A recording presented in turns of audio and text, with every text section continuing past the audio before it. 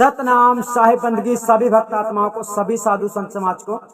आज हम आप लोगों को अपना मूल सिद्धांत बतलाना चाहते हैं, अर्थात जिस कारण से हम सत्संग करते हैं, अर्थात आप लोगों को ये पता होना चाहिए कि हमारा सिद्धांत क्या है। क्योंकि किसी के विषय में जब आप जानोगे नहीं तब आप उसके विषय में कुछ भी सोच सकते हो, बुरा सोच सकते हो। क्योंकि आप लोग हमारे बारे में भी बुरा सोचते होंगे, क्योंकि बहुत सारे ढेर सारे लोग संस्था में नहीं जुड़ पाते हैं, तो उन्हें ऐसा लगता होगा कि बहुत मनमानी करते हैं, बहुत ज्यादा तनाव करते हैं। तो देखिए, ऐसा आप लोगों को सोचने की आवश्यकता नहीं है। हम आपको बतला देते हैं जो हमारा उद्देश्य है। इस संसार में जब कोई भी मनुष्य आता है तो उसे इस बात का ज्ञात नहीं होता है कि हम क्यों आए। इसी प्रकार से वो धीरे धीरे से अपना जीवन जीता है, और जीवन जीने के बाद में जब बढ़ते जाता है, कदम आगे बढ़ाता है, तब उसे कहीं कोई बताता है कि भक्ति करना है, भक्ति करना चाहिए। इस प्रकार से वो भक्ति में लग जाता है, परमात्मा की तलाश में लग जाता है। इस प्रकार से हमारा जो जीवन है, हमने जब से बचपन से जन्म लिया और बड़े हुए, लोगों के संग में खेले और मतलब पढ़ाई की, बहुत कुछ किया, लेकिन हमारे अंदर एक चीज की ऐसी जागृति हो गई, जो जागृति है सर्वत्र जगत का प्रेम। और हमारे अंतर चेतना में ये जो प्रेम जागृत हुआ, तो इसने हमें सत्य पे लाकर खड़ा कर दिया। अब क्या है कि हमें भी अपने जीवन का लक्ष्य ज्ञात नहीं था कि हम क्यों आए हैं। जब छोटे थे तो ज्ञात नहीं था। अर्थात वही बात है कि संसार में जो कुछ होता है तो पहले से ज्ञात नहीं रहता है, उसे ज्ञात करवाया जाता है। तो फर्क है कि अंतिम चरण जब हमको जागृति हमारे अंदर आती है, जब हम बड़े हो जाते हैं, जब हमारे साथ बहुत कुछ हो जाता है, हम हमारी जिंदगी में ऐसी स्थिति में आ जाते हैं कि अब जीने का उम्मीद ही खत्म हो गया, यानी कि अब नहीं रहना इस संसार में।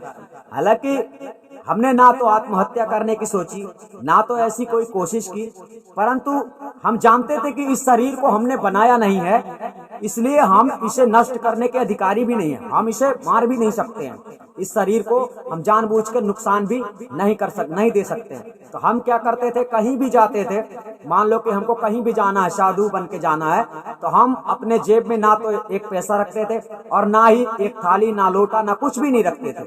तो हमारे जीवन में हम इस तरह से संघर्ष कर देते थे और हम किसी के पास मांगने भी नहीं जाते थे। हमारी कई समस्याएं कुछ इस प्रकार से थी कि हमने जीने की तमन्ना ही खत्म कर दी थी। तो हमारे जीवन में बहुत कुछ घमासान हमने काम भी किया, सब कुछ किया, ऐसी कोई बात नहीं है कि हम कर नहीं सकते हैं और हमने किया नहीं है। हम आज भी काम कर सकते हैं और करते भी हैं जरूरत पड़ने पर। तो यहाँ पर हम आपको ये बतलाना चाहते हैं कि हमारा सिद्धांत क्या है। हमारा सिद्धांत देखो मर चुका है। हमारा जो स्वयं का सिद्धांत है, स्वयं का मतलब हमारा जो सिद्धांत जीवन का था, हमारा सिद्धांत था कि संसार में किसी को कष्ट नहीं होना चाहिए, किसी को दुख नहीं होना चाहिए। लेकिन ये सिद्धांत हमारा पूरा नहीं हो सकता है। तो इससे अच्छा होता है कि संसार में रहो ही मत। जब हम देखेंगे ही नहीं कष्ट को संसार में लोगों के, तो हम रहेंगे नहीं, तो हमको दुख नहीं होगा। तो ये सिद्धांत के अनुसार हम असफल हो गए और हमने अपना जिंदगी समझ लो जीने का त्याग कर दिया। अब ऐसी अवस्था में परमात्मा, अब ये नहीं जानते हमको तो खुद नहीं पता इस बात का कि क्या होने वाला। अब जब कोई बताता है, कोई दिव्य शक्ति सामने आए और बताए कि तेरा ये काम बाकी है, फलाना है, ढिमका है, इसी प्रकार से जो सदगुरु का मिलन होता है और उनका जो संदेश होता है, उनका संदेश ये है सदगुरु कबीर साहब का, जो हमें सदगुरु देवराज के रूप में मिलते हैं, हमारे ही स्वरूप में आकर जो उन्होंने चरित्र वर्णन किया, चरित्र लीला की है। तो ये लीला छोटी सी नहीं है, बहुत बड़ी है। ये तो जब आदमी को ज्ञात होता है तब पता चलता है कि सच्चाई क्या है। तो हमारा उद्देश्य केवल इतना बना है, वहां से जहां से उनका आदेश है, वहां से केवल इतना ही उद्देश्य बना है। हम चाहते आपको तो वास्तव में आज से 14 वर्ष पहले भी हम आपको ज्ञान दे सकते थे, परंतु उन्होंने, उनका जो वचन था, उनके वचन के अनुसार आना उचित नहीं था। तो उन्होंने इतनी बात जरूर बताई थी विशेष रूप से कि इस संसार में जो है ज्ञान इतना मतलब बदल गया है, जैसे सदगुरु कबीर साहब ने बतलाया है अपने बीजक में, उसके अनुसार संसार को ज्ञान नहीं दिया गया है, ना तो सत्य मार्ग पे चलाया गया है। तो हम तो ये जानते हैं वर्तमान में कि सदगुरु कबीर साहब का अभी तक में केवल दुनिया को नाम पता हुआ है, केवल नाम पता हुआ है। तो अब हम जो बतलाना चाहते हैं, हमारे सत्संग करने का उद्देश्य है, ये पूरे जीवन का हमारा उद्देश्य है, हम सत्संग करते ही रहेंगे। और हमारे सत्संग करने का उद्देश्य ये है कि आप लोग सत्य को जानो। सत्य का मतलब ये है कि कबीर साहब की भक्ति कैसी थी, कैसा उन्होंने मार्ग पे चलाया था और किस प्रकार से मुक्ति का मार्ग बतलाया था। अब इस संसार में हुआ क्या है कि कबीर साहब के असली ज्ञान को दबा दिया गया है। मतलब कि बीजक ज्ञान को, बीजक ज्ञान के सिद्धांत से संसार में कोई भी ज्ञान पे आपको चला नहीं रहा है। इसलिए समस्त संस्थाओं में जो है भीड़ इकट्ठा है। अगर संस्था में इस तरह के नियम टाइट हो जाएंगे तो संस्था खाली हो जाएंगे। तो दरअसल बात यह है कि आज भी काल दूत जो है अपना जाल फैलाए हुए बैठे हैं, अपना पांव पसार रहा है और सब लोगों को असत्य आगे दिखाई देता है और सत्य दिखाई नहीं देता है। तो इसका कारण ये नहीं है कि काल दूत हैं, इसका कारण ये है कि आप लोगों को सही शिक्षा ही नहीं मिली है। अगर आपको पहले से पता होता कि इतना खर्चा होता है, इतना सब कुछ करना पड़ सकता है, जीवन में इतनी समस्याएं, इतनी तकलीफ उठानी पड़ सकती हैं, तो आप आज के डेट में आराम से करते। लेकिन आपको ऐसा कभी नहीं बताया गया है, इसलिए आज भी आप लोग वैसा काम करने के लिए तैयार नहीं होते जैसा हम बता रहे हैं। तो हमारा मतलब केवल इतना है कि सदगुरु कबीर साहब का जो सिद्धांत है, जिसने उसको सिद्धांत को तोड़ दिया है तो वो मुक्ति नहीं पा सकता है, चाहे वो दौलतमंद हो, चाहे वो गरीब व्यक्ति हो, चाहे वो जैसा व्यक्ति हो। वो भावनाओं से नहीं आता है, रोने गाने से नहीं आता है, नौटंकी करने से नहीं आता है, वो नौटंकी करने को नहीं सुनता। वो सारा देख रहा है, सिर्फ ये सोचो, और वो देख ये रहा है कि आपकी लगन कैसे है परमात्मा के प्रति। और जब कोई हमारे यहाँ आदि अनादि मुक्ति पंथ में जुड़ता है, तब हम उसकी सिर्फ इतनी ही चेकिंग करना चाहते हैं कि उसकी परमात्मा के प्रति लगन कितनी। अगर उसकी प्रति, परमात्मा के प्रति उससे लगन है तो निश्चित हम जो बताएंगे वो ऐसा आदमी सामने वाला करेगा ही, मतलब आप करोगे ही। तो हमारा सिद्धांत मतलब केवल और केवल आप लोगों को बतलाना कि सही क्या है। क्योंकि हम वैसे भी अपने जीवन में जब तक हैं, जब तक हम रहेंगे, तब तक में कबीर पंथ का एक ही झंडा बचेगा। यानी रहेंगे सब, वो तो चलते रहेंगे, ऐसी कोई बात नहीं। क्योंकि यहाँ तो बिरले आएंगे, आदि अनादि मुक्ति पंथ में तो बिरले ही आएंगे, लेकिन बाकी पंथों में बाकी लोग जाएंगे तो हो गए वो, मतलब वैसे जाएंगे कमजोर लोग, जिन लोगों के अंदर भक्ति में दृढ़ता नहीं है, जिनको भक्ति लगन नहीं, जो लोभी लालची हैं, ये लोग अपना काम चलाने के लिए अन्य पंथों में जाएंगे। लेकिन आने वाले भविष्य में इस पंथ में जो भी आएगा तो उसे सब कुछ नियम पता रहेगा। तो अभी हम नियम इसलिए बतला रहे हैं कि आदमी समझता नहीं है इस वक्त इस संसार में क्या चल रहा है कि नाम मंत्र ले लो और जपते रहो, बस आदमी मंत्रों पे भरोसा करता है, गुरु पे नहीं। तो गुरु की कीमत आप लोग इसलिए नहीं जानते हो क्योंकि आपको ये नहीं पता हुआ है आज तक कि गुरु से मिलता क्या है। जब गुरु से क्या मिलता है ये जान लेते तो आपको कीमत समझ में आ जाती। आप जो तंत्र मंत्र मान लो करते हो, आधा घंटा पूजा, 1 घंटा पूजा, उस 1 घंटे की आप मजदूरी निकालो, 30 दिन की कितनी मजदूरी होती है, 30 दिन में उस 1 घंटे की मजदूरी कितनी होती है, मतलब 30 घंटे की मजदूरी कितनी होती है। और इतने मजदूरी की अगर आप कुछ भी ना करें, केवल गुरु की शरणों में अर्पण कर दें, यानी आदि अनादि मुक्ति पंथ में ऐसा संविधान है। क्योंकि सदगुरु कबीर साहब ने किसी प्रकार का जादू मंत्र, टोना टोटका, तंत्र मंत्र जैसी कोई विधि बताई ही नहीं है। केवल उन्होंने गुरु की सेवा और साधु संतों की सेवा ये बताई है। तो आप लोगों के टेस्ट के अनुसार आदि अनादि मुक्ति पंथ में जो बतलाया जाता है नियम, वो टेस्ट है। तो हमारा उद्देश्य, अगर कोई ऐसा सोचता है कि पैसा इकट्ठा करना है या कि बहुत बड़े बड़े आश्रम बनाना है या कि दुनिया में नाम कमाना है, तो ऐसा कुछ भी नहीं। नाम जिन लोगों का चल रहा है उन सब का नाम अब मिटने वाला है, क्योंकि हम उसको मिटाकर ही जाएंगे और हम उसको मिटाकर ही रहेंगे। मिटाने के लिए ही हम आए हैं। कबीर के घर में जितना कचरा है, कबीर साहब के ज्ञान में जितना मिलावट है, ये सब कुछ हम अलग करके जाएंगे और साहब के ज्ञान को अलग से और उसमें अपने शब्दों में भी हम निर्मित करके जाएंगे, जिसे दुनिया काट नहीं सकती है। साहब का ज्ञान सामने नहीं आया दुनिया के, आप लोगों के, तो आप लोगों ने गलत ही गलत चीजों को सुना है। तो गलत सुनोगे तो अंदर आपके गलत ही भरेगा, आपके अंदर सत्य को भरना चाहिए था। अगर बीजक आपके अंदर भर जाती ना, तो यह सभी ग्रंथ जो है अनुराग सागर और ज्ञान गंगा, कबीर सागर, जितने भी ग्रंथ कबीर के नाम से पाए जाते हैं, तुम इन्हें आंखों से भी देखना पसंद नहीं करते। क्योंकि जो संत होते हैं ना, वो झूठ से अलग रहते हैं। अर्थात संतों की वृत्ति चित्त जो है झूठे लोगों के पास नहीं रुकती। अर्थात आप लोग झूठे हैं, झूठ बोलोगे तो हम आपसे बात करना पसंद नहीं करेंगे। तो संतों की कुछ बात ही अलग होती है। संतों का सत्य ही, सत्य धर्म ही उनका जीवन होता है। हमारे कुछ सत्य धर्म है, हम सदगुरु की मर्यादा में ही रहकर कुछ बोलते हैं और सदगुरु की मर्यादा में रहकर है हम कुछ ज्ञान देते हैं। हम अनुराग सागर पर बोलते हैं तो कबीर साहब के बारे में नहीं बोलते, कबीर साहब को बुरा नहीं बोलते, कबीर साहब का हम सम्मान करते हैं। कबीर साहब के नाम पर ढोंग करने वाले पाखंडी यमदूतों को हम बोलते हैं कि जिन लोगों ने कबीर साहब के ज्ञान का नाम देकर भ्रमित कर दिया संसार को। तो हमारा उद्देश्य, सबसे बड़ा उद्देश्य यही है कि आप लोगों तक सत्य जानकारी पहुंचना चाहिए, ताकि आप लोग मरो और मरने के बाद में जब यमराज आपको वहां ले जाता है तो आप कभी ऐसा ना बोल सको कि हमें कोई भी परमात्मा से मिलाने वाला मिला ही नहीं। इसलिए हम चाहते हैं कि कबीर साहब का ज्ञान जो हमारे द्वारा बनाया जा रहा है, हम जो भी बताते हैं, तो ये सबको पता चलना चाहिए। हम इसीलिए एक बार हर किसी से बात करना चाहते हैं। दुनिया का कोई भी इंसान हो, हम निर्मल होते हैं, शुद्ध होते हैं, हमसे हर कोई बात कर सकता है, सहज रूप से बात कर सकता है। हम सहज रूप से बात करते हैं, हम प्रेम भाव से बात करते हैं। हाँ, कोई गलत बोलता है तो हम उसको डांटते जरूर हैं, क्योंकि हम सबको बच्चों की दृष्टि से देखते हैं। जब हम संत की स्थिति में होते हैं, सदगुरु की स्थिति में होते हैं, उस समय हमारी नजरों में सब बच्चे होते हैं, हमें सब बच्चे की भांति ही दिखाई देते हैं। अब आप लोगों को कुछ अलग लगता हो तो हम नहीं कह सकते, हम खुद नहीं कह सकते, पर हमको ऐसा लगता है कि सब बच्चे हैं, भूले भटके हैं। कोई भी फोन करता है तो हमें ऐसा ही लगता है कि कोई जिज्ञासु कुछ जानना चाहता है। तो हम आपकी संतुष्टि के लिए एक बार हम सबको फ्री करके रखे हुए, कोई भी आदमी हमको फोन कर सकता है, जानकारी ले सकता है, प्राप्त कर सकता है। परंतु रही बात मिलने मिलाने की, ये सब बातें इतनी सरल नहीं है हमसे, क्योंकि हमारा खुद ही मतलब ऐसा इरादा नहीं है कि संसार में हमारा खूब नाम चले। नाम चलना चाहिए उसका जिसका नाम सदा से चलते हुए आया है। तो जिसका नाम सदा से चलते हुए आया है, उसका नाम तो संसार के लोग डुबाते जा रहे हैं। कोई तो कह रहा है संत रामपाल परमात्मा, और कोई कह रहा है नितिन के चरणों में चल। वाह, सदगुरु कबीर की तो बात ही नहीं हो रही।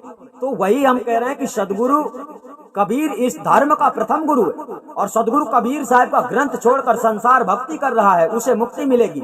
ये आप लोगों को सोचना चाहिए। पक्षपात आपके ही साथ जाएगा और घमंड आपका आपको ही लेकर जाएगा। हमारे विषय में किसी भी व्यक्ति को लोभी, लालची, कैसा है कैसा नहीं है, छोटा है बड़ा है, गरीब है अमीर है, और पेड़ों के नीचे बैठकर वीडियो बनाता है, ये सब सोचने की आवश्यकता नहीं है। ये खपड़िया देखकर नहीं सोचना है कि ये कैसा है। हमारे जैसे बनने में तुम्हें सदियों लग सकते हैं, क्योंकि हम उस जगह में डायरेक्ट पहुंचे हैं जिस जगह में कोई सदगुरु ही होता है। ये समझ लो, मतलब एक परमात्मा ने जिसे कबूल कर लिया, क्या देखा होगा हमारे अंदर उसने ऐसा, उसने हमारे अंदर प्रेम देखा है, जगत के प्रति प्रेम देखा है। समझ गए? इंसान बस से प्रेम नहीं था हमको, जगत बोले तो जगत में क्या क्या है, जगत में जो भी है वो सभी समस्त आत्माओं से हमको प्रेम था, आज भी है, हमेशा रहता है। पर ये प्रेम तुम्हें दिखा कैसे सकते हैं हम? केवल जो गलत शिक्षा देकर गलत लोगों को, मतलब सही लोगों को भ्रमित कर देते हैं, उनके ऊपर थोड़ा हम विशेष बोल देते हैं। परंतु इसका मतलब ये नहीं कि उसके हम आत्मा से नफरत करते हैं। उनके मन, विचार, बुद्धि, यानी ये समझो ना कि हम शैतान को डांटते हैं, जो साला आपको विपरीत दिशा में ले चल के हमसे भी अलग कर देता है। ये शैतान का काम है, शैतानी बुद्धि का काम है। हम आत्मा को गलत नहीं कहते। आप लोगों के अंतर आत्मा से हमें प्रेम था सदैव, आज भी है। कोई भी हो, गरीब हो अमीर हो, उससे मतलब क्या है? तो हमारा जो रास्ता है देने का मतलब है, हम कुछ अपना ज्ञान नहीं दे रहे, हम केवल कबीर साहब का जो 600 वर्ष पहले ज्ञान दिया था ना साहब ने, उस तरह से धर्मदास ने प्रकट नहीं कर पाया उस ज्ञान को। धर्मदासी पंथ तो अनुराग सागर पढ़ रहे हैं, बीजक के ज्ञान से कहां चल रहे हैं? बीजक में कहीं पिया औका चौका आरती नहीं है, या अनुराग सागर चौका आरती की तो पूरा जैसे कि पंडित लोग करते हैं, हम कभी बताएंगे ढूंढ के फिर उसमें, क्योंकि ज्ञान उसका चल रहा है। तो कहने का तात्पर्य है कि गुरु प्रणाली बताने की आवश्यकता नहीं है, ज्ञान देने की आवश्यकता है। जो आपको परमात्मा से मिला सकता है ना, गुरु प्रणाली का सच्चा गुरु वही है, सदगुरु परमात्मा का सच्चा अंश वही है, सच्चा सेवक वही है जो आत्मा परमात्मा को जानता है, जो सत्य मार्ग पे चलता है। बातें करने की भक्ति नहीं है। इसलिए हम संसार को समझा रहे हैं कि सदगुरु कबीर साहब की भक्ति में जो है कुछ बहुत ही विचार कर आना चाहिए, बहुत ही विचार कर चलना चाहिए। ये ढोंग पाखंड नौटंकी करने से कोई फायदा नहीं। यानी सदगुरु किस प्रकार की रीति से चलाया है, अपनी शिक्षा में किस प्रकार से भक्तों को चलाया है, और वर्तमान में संसार पाखंड ही करता जा रहा है। कोई कबीर जयंती मना रहा है तो कोई फलाना जयंती मना रहा है, अर्थात उनके रीति रिवाज ये अलग ही से चला रहे रीति रिवाज। कबीर पंथ का कुछ विशेष उद्देश्य है, उन उद्देश्यों पे ही चलना पड़ता है। कबीर पंथ का उद्देश्य है दिखावा ना करना। हमारा किसी भी प्रकार से दिखावा नहीं है, आप कभी भी नहीं देखोगे, आज भी नहीं देख रहे ना, और कभी भी नहीं देखोगे। हमारे न वेशभूषा का, हम शर्ट पैंट पहनकर भी बैठकर आपके साथ सत्संग कर सकते हैं, हमारा कोई दिखावा नहीं है। हमारा कीमत ज्ञान का है। तो भेष का पाखंड नहीं है, देखने में नहीं लगना चाहिए। एक संत है, सत्य में, शब्द में पावर होना चाहिए, और शब्द में पावर आपको आदि अनादि मुक्ति पंथ के ज्ञान में ही मिलेगा। क्योंकि आदि अनादि मुक्ति पंथ में सत्य पुरुष कबीर साहिब का ज्ञान चलता है, जिसे ब्रह्मांड में कोई काट नहीं सकता है। मतलब उसके ज्ञान को कोई काट नहीं सकता। आपको मालूम नहीं है, सत्य में जो शक्ति होती है वो आपको दिखती नहीं है। सत्य मार्ग में जब आप चलते हो ना, तो निरंजन के यमदूत जितने हैं ना, देवी देवता, ये सब आपके रास्ते से हट जाते हैं। और जब आप सत्य से हटते हैं ना, तो ये आपको आराम से गिरा सकते हैं। सत्य की ही शक्ति से मनुष्य निरंजन से मुकाबला कर सकता है। निरंजन से मुकाबला करने का मतलब निरंजन को झुका सकता है। साहिब कहते हैं ना, साहिब रहता है उसके पास, साहिब उसके हृदय में विराजमान होता है, जो सत्य को धारण करता है। और जो झूठ लिए फिर रहा है, झूठ का पक्षपात करता फिर रहा है, उसके साथ साहिब रहेगा। तो आप इसीलिए अगर आप समझदार होगे तो समझ जाओगे। हम तो कहते हैं कि ये गलती है, ये पुस्तक में गलती है, और इस साहब ने ऐसा बताया है। देखो, वास्तव में प्रमाण सहित देखो। हमने अनुराग सागर में भी बताया है और ज्ञान गंगा में भी बताया है क्या प्रॉब्लम है, इनमें क्यों प्रॉब्लम है, और बीजक हम आपको जो दिखा रहे हैं उसमें क्यों प्रॉब्लम नहीं है। कहीं पर प्रॉब्लम नहीं है। आप शुरू से लेकर अंतिम तक देख लेना, एक ही भाषा बोल रही है, बीजक एक ही भाषा बोल रही है, क्योंकि साहब ने एक ही काम किया है, आत्मा परमात्मा का ज्ञान दिया। और जितना ये लोग ध्यानवान करने को बता रहे हैं ना, बीजक में देख लोगे तो आपको सब पता चल जाएगा कि ये पाखंडी लोग क्या कर रहे हैं। तो हमारा उद्देश्य केवल और केवल सत्संग करने का इतना है कि आप लोग सत्य को जानो, सही सत्य मार्ग पे कैसे सदगुरु ने चलाया है। आप लोगों को यहाँ जोड़ने के लिए, आपको जोड़ के यहाँ भक्ति करवाने के लिए, ये हमारा उद्देश्य नहीं है।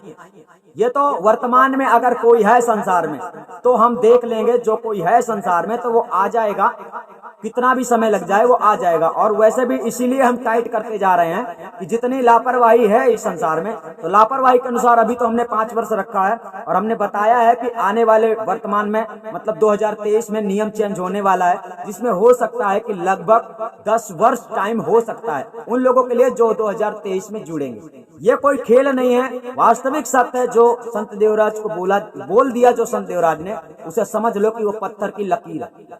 हमें इससे मतलब नहीं है कि तुम कहाँ हो कहाँ नहीं हो, तुम गलत भक्ति क्यों करते हो, नहीं।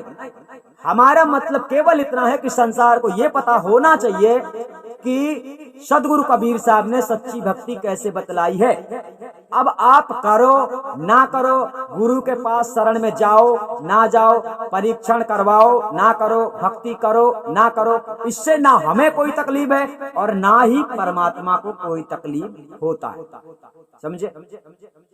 किसी को नहीं। हम साफ सुथरा शब्दों में सबसे कहते हैं कि परमात्मा रोने, गिड़गिड़ाने, चिल्लाने और नखड़े करने से नहीं मिलता। हाँ, प्रेम जिसके अंदर होता है, तो प्रेम की लिमिट होती है, कैपेसिटी। 90% लगन जिसकी 90% लगन जिसकी पहले से परमात्मा में लगी है, वही लोग आगे बढ़े। जिसकी 50% परमात्मा से और 50% इधर फंसा हुआ है गृहस्थी में, तो उनका पलड़ा डगमगा रहा है, वो उनकी नैया डगमगा रही है। ऐसे लड़खड़ाते हुए लोगों को जीवन का आनंद लेना चाहिए, कबीर पंथ में खेल नहीं खेलना चाहिए। तो हमारा उद्देश्य आपको समझ में आ गया होगा, और ज्यादा से ज्यादा लोगों में ये वीडियो पहुंचाकर उन्हें जानकारी दो, ताकि उनके अंदर से भ्रम खत्म हो। क्योंकि हम ये नहीं चाहते, हम कोई भी आदमी ये मत सोचना कि हम पैसे कमाकर खाने के लिए सत्संग करते हैं। जी नहीं, हमने 5 चैनल बना चुके हैं, लेकिन 5 चैनल में हमने किसी भी चैनल से पैसा हम नहीं कमाते हैं, लेकिन हर चैनल में हमारा पैसा लगता है, ये ध्यान रखना। हर चैनल में हमारा पैसा लगता है, हर वीडियो में हमारा पैसा लगता है, लेकिन हम किसी भी वीडियो में से पैसे बिल्कुल नहीं कमाते हैं। अगर आप लोगों को ऐसा लगता है तो ये गलत प्रेमी, क्योंकि हमने जब शुरू से प्रारंभ किया था तो हमने अपना उद्देश्य पैसा ही नहीं बनाया ही नहीं, समझे, बनाया ही नहीं। ये जो आदमी जुड़ रहे ना, उनकी लापरवाही, उनकी गलतियों की वजह से वो सुधर जाएं, इसलिए इस प्रकार का वर्तमान में नियम संविधान है, ना कि किसी को लूटने का और ना कि किसी को भ्रमित करने का, ना किसी को परेशान करने का। आप लोगों की आदतें हमने सीख ली हैं, आप लोगों को हमने जान लिया है कि उम्र तो 50 वर्ष के हो गए, उम्र तो तुम्हारी 50 वर्ष की हो गई है, लेकिन ज्ञान मार्ग में तुम अभी 3 वर्ष के हो। हमको ऐसा दिख रहा है, इसलिए लगता है कि 5 वर्ष तक में शायद सुधर जाए कुछ। तो अभी 5 है तो आगे 10 वर्ष क्यों होगा, वो निश्चित है। आने वाले समय में तो टाइम भी कैंसिल हो जाएगा। ये जो टाइम अभी दिया गया है कि 5 वर्ष में मिल सकता है, ये टाइम भी 2023 से ही खत्म हो जाएगा। यानी टाइमिंग दिया ही नहीं जाएगा कि कब मिलेगा। क्यों? ऐसा नियम पहले भी था, लेकिन अब नियम ऐसा इसलिए होगा क्योंकि अब पूरी शिक्षा के बाद ही कोई भी व्यक्ति सार शब्द मतलब आत्मा परमात्मा का ज्ञान पाएगा। अब इसमें सीधा सीधा मतलब हो जाएगा, जो व्यक्ति गुरु के चरणों में समर्पण हो जाएगा वो जीवन अंत तक गुरु के शरण में रहेगा। मतलब कहने का शरण में रहेगा, तुम कहीं भी रहो। आजकल की व्यवस्था ऐसी है कि घर बैठे बात हो सकती है, घर बैठे जानकारी हो सकती है, और घर बैठे तुम गुरु की सेवा भी कर सकते हो, और घर बैठे ही तुम मोक्ष ज्ञान प्राप्त कर सकते हो। अगर तुम्हारे अंदर करतूत है तो, कर लेने की कर्तव्य है तो, और नखड़े करना है, तमाशा करना है, तो तमाशा तो पहले से दुनिया कर रही है, तो आज भी करती है। तो हमारा उद्देश्य केवल और केवल इतना है, ये सत्संग करने वाला। जीने खाने के लिए हम सत्संग नहीं कर रहे हैं। हमने मजदूरी करके 1.5 लाख की गाड़ी खरीदी थी, तुम्हें पता भी नहीं है। 2018 में गाड़ी खरीदी थी हमने, 220 जिसे कहते हैं। तो हमने मजदूरी करके 1.5 लाख की बाइक खरीदी थी। हमने जो शौक किया है वो अपने ऊपर किया है, आपके दम पर नहीं किया है। हम मर जाएंगे लेकिन आपसे कभी भी कुछ भी मांगेंगे नहीं। कोई भी व्यक्ति हो इस संसार में, हम मांगने वालों में से नहीं है, क्योंकि हमारी आदत को हम जानते हैं, हमारे जीवन को हम जानते हैं। तो हम जिस जगह में बैठे हैं ना, ये मांगने वाली जगह नहीं, ये देने वाली जगह है। यानी गुरु दाता होता है। अब आप लोगों की परीक्षण में जो कुछ लगता है उसे तुम लोग चाहे पर्वत समझ लो, और चाहे गुरु की सेवा समझ लो, चाहे एंट्री समझ लो, है ना। तो ये आप लोगों की सोच आपके पास रखना है। हमारे बारे में आपको इतना समझना है कि ना तो हम ऐसा कभी नहीं चाहते हैं कि कोई भी आदमी आकर जुड़े, क्योंकि हम आपको ग्राहक नहीं समझते हैं, हम आपको अपने बच्चों की निगाह से देखते हैं। हम तो बच्चा किसी का जिसका बाप होता है ना, वो अपने बच्चे को बर्बादी के लाइन पे जाते हुए नहीं देख सकता। उसको थप्पड़ 2 थप्पड़ मार के सही लाइन पे लाने की कोशिश करता है। वो काम चोर होता है तो उसको मार मार के काम करना सिखाता है। तो आदि अनादि मुक्ति पंथ में जो बैठता है ना, वो भक्तों के लिए एक प्रकार का बाप ही है। अगर यहाँ आते हो तो बाप बनाना, पहले बाप ऐसा समझ लेना कि गुरु हमारा बाप होता है, गुरु हमारा पिता होता है। और तुम बाजार का बनिया समझ के आओगे तो ये बनिया यहाँ तुम्हें मिलने वाला नहीं है, और सौदा तो फिर तुम्हें मिलेगा नहीं, चाहे तुम्हारे घर में नोटों से पूरा कोठा भरा होगा। तो आपको ये समझ में आ जाना चाहिए कि संत देवराज क्या चीज है। संत देवराज बना बनाया आदमी नहीं है, मतलब नखड़े करने वाला आदमी नहीं है। संत देवराज आज भी काम भी कर सकता है और सत्संग की अपनी जिम्मेदारी भी पूरी कर सकता है। तो उनमें से किसी को ये बात की चिंता करने की आवश्यकता नहीं है। संत देवराज का सिद्धांत आपके समझ में आ गया होगा। हमारा मतलब केवल इतना है कि सदगुरु के ज्ञान को, और जितना पाखंड ज्ञान कबीर पंथ में फैला हुआ है, उस समस्त ज्ञान को एक बार फाइनल कर देना, यानी सब छिन्न भिन्न कर देना सदगुरु कबीर साहब के ज्ञान को आगे करके। और यहाँ इतना काम हम जब कर देते हैं तो हमारा काम खत्म हो जाता है, क्योंकि आजकल घर बैठे सबको सूचना मिल रही है, सबको ज्ञान मिल रहा है, और सब लोग अपना अपने हिसाब से आगे कदम बढ़ाते हैं। तो जिसको जहाँ जाना होगा वो जाएगा। तो हमारा मतलब केवल ये रहता है कि एक बार इस दुनिया में हर आदमी हमसे बात कर सकता, हम फ्री हैं बात करने के लिए, और एक मौका हम अपने तरफ से सबको बात करने के लिए देते हैं, चाहे वो हमारा पूरा दिन ले ले। लेकिन हाँ, बात तरीके से करेगा, तमीज से करेगा, लाइन से करेगा, सत्य की करेगा। कोई ऐसी बात नहीं कि लड़ाई झगड़ा वाली, मतलब बहसा बहसी वाली बात। हम प्रेम के भूखे बैठे रहते हैं, तो हमें प्रेम से बात करने वाला व्यक्ति चाहिए, प्रेम से बात। अब प्रेम, हम सत्य को मानते हैं, झूठ बोलोगे ना तो हम डांटेंगे, और डांटेंगे तो फिर आप समझना, उसमें आपको समझना होगा। तो हमारी भावनाओं को आपने समझ लिया होगा कि संत देवराज का उद्देश्य क्या। हमारा उद्देश्य बहुत अलग है। तुम जुड़ो ना जुड़ो ये हमारा काम नहीं है, समझे। मिलोगे नहीं मिलोगे, भक्ति करोगे नहीं करोगे, इससे हमारा कोई मतलब ही नहीं है, क्योंकि हम मर चुके हैं, अपनी जिंदगी हम खत्म कर चुके हैं। अब ये हम साहेब वाली जिंदगी जी रहे हैं, समझे, साहेब वाली जिंदगी। इसमें दो जिंदगियां चल रही हैं, एक तो आम इंसान बिल्कुल आजादी का, और एक संत यानी एक सदगुरु, जो जिनका स्थान अधर्म में होता है, जो जीने मरने की शंका नहीं रखते। तो यानी एक जीवन तो हम मर ही चुके हैं, और जब जीवन से आदमी मर जाता है ना, तो उसके अंदर कोई लोभ, कोई प्रपंच नहीं रहता है। हम जितना भी बोलते हैं आप लोगों के हित के लिए बोलते हैं। अब आप कर ना सको, डरो, लालच है, ये सब कुछ हमने किया है। जो किया है वही हम आपको करने के लिए कह रहे हैं, और जो सदगुरु के आदेश में है, ऐसा नहीं है कि हम तुमको अलग से ही कुछ बता रहे हैं, ऐसा बिल्कुल भी नहीं है। तो सदगुरु के बताए मार्ग पे जिसे नहीं चलना है, जिसमें चलने की हिम्मत नहीं है, तो सदगुरु कबीर साहब के आत्मज्ञान जो उन्होंने दिया है, जो धन उन्होंने दिया है, तो उसे आसरा भी नहीं करना चाहिए। क्योंकि जिसकी नौकरी करोगे ना, जिसका काम करोगे, पैसा तुम्हें वही देगा, पेमेंट तुम्हें वही देगा। काम तुम दूसरे का करोगे और सैलरी परमात्मा से मांगोगे, मतलब काम तुम भक्ति निरंजन की करोगे और मुक्ति परमात्मा कबीर साहब वाली मांगोगे, तो ऐसा नहीं हो सकता। तो आपको जैसा रास्ता जहां जमे वहां जाओ। हमारा मतलब केवल इतना रहता है कि संसार में जो सदगुरु कबीर साहब ने दिया है, उस ज्ञान को हम एक बार संसार में प्रकट कर दें, सब कोई जान जाए इस बात को। इसके बाद जिसे जहां जाना है, जो जिसे भक्ति करना है वो करता रहे।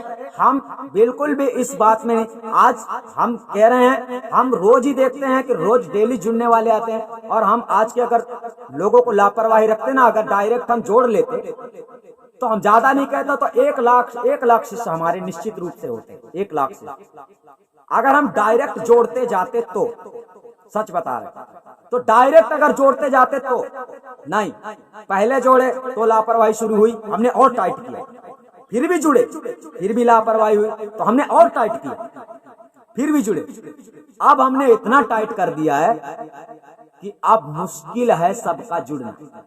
सबका बोले तो लापरवाही करने वाले।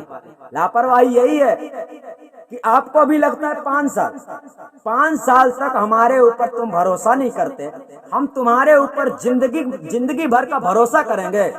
तुम्हारे ही पास बुद्धि है, हमारे पास बुद्धि नहीं है, साहब ने हमको बुद्धि नहीं दिया है? तो कबीर साहब यही तुम्हारी चतुराई देखता है कि तुम लोग करते क्या हो, तुम लोगों का लक्षण क्या है, तुम लोगों की भावना क्या है सदगुरु के प्रति। 5 साल लगेंगे, मतलब मान लेके निकल जाने का सोच रहे हो। तो इसी प्रकार से अपनी चतुराई, आपकी चतुराई आपको लेकर डूब जाएगी। साहब का सिद्धांत तुम समझते नहीं हो, साहब तुम्हारी भलाई के लिए ही कह रहे हैं। तुम नहीं चल सकते एक कदम भी सदगुरु के बिना।